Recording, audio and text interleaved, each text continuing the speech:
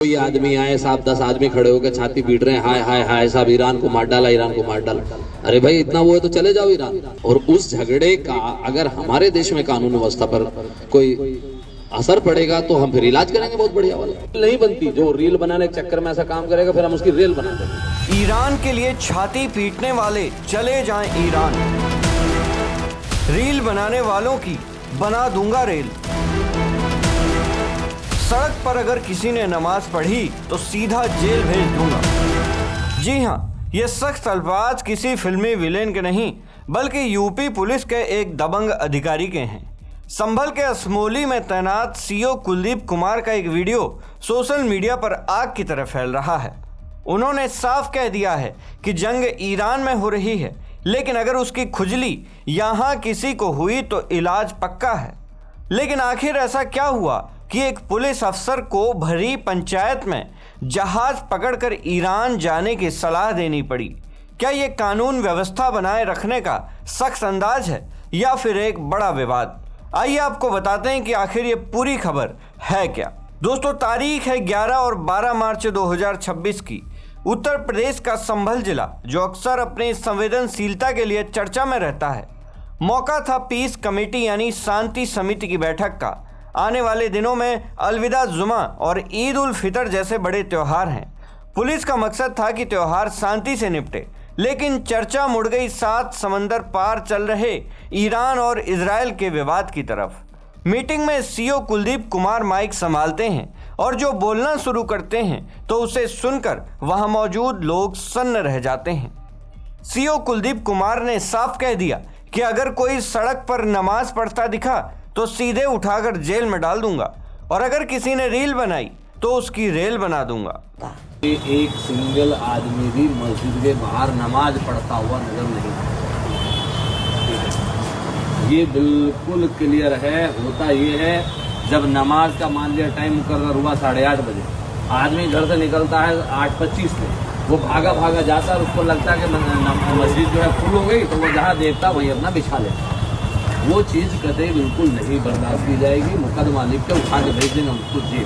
भले ही हम उसे 1 मिनट के लिए उसे कुछ ना कहें, लेकिन उसे 1 मिनट के बाद फिर हम उठा के जेल भेज देंगे उसको। फिर रील नहीं बनती, जो रील बनाने के चक्कर में ऐसा काम करेगा फिर हम उसकी रेल बना देंगे। तो ये चीज बिल्कुल स्पष्ट रहे। हर आदमी अपने मनोयोग से, आप लोग अपना त्योहार मना रहे हैं, हम मनवा रहे हैं, साथ में खड़े हैं, आपके साथ खड़े हैं बिल्कुल, लेकिन कोई एक आदमी आके सारे सिस्टम को पलीता लगा दे तो वो चीज बर्दाश्त बिल्कुल नहीं होगी। दोस्तों, सीओ साहब यहीं नहीं रुके। उन्होंने ईरान युद्ध को लेकर भारत में हो रहे प्रदर्शनों पर भी साफ ऐलान कर दिया कि अगर किसी को ईरान के लिए प्रदर्शन करने की खुजली है तो उसका बढ़िया वाला इलाज किया जाएगा। कहना चाह रहा हूँ, बहुत सारे लोगों को ना, उनको खुजली इस बात की मची है कि साहब झगड़ा तो हो रहा है ईरान के इजराइल के बीच में, और वो बीच में ना अपनी टंगड़ी घुसाए पड़े हैं। भाई अगर इतनी दिक्कत है तो आप बैठ जाओ जहाज में। जब जहाज लेने जा रहा है वहां ईरान में फंसे हुए भारतीयों को, तो जहाज में बैठ जाओ और चले जाओ, और जाओ लड़ो ईरान की तरफ से, लौट के आ जाओ। लेकिन किसी दूसरे 2 देशों के बीच में झगड़ा हो रहा है, और उस झगड़े का अगर हमारे देश में कानून व्यवस्था पर कोई असर पड़ेगा तो हम फिर इलाज करेंगे बहुत बढ़िया वाला।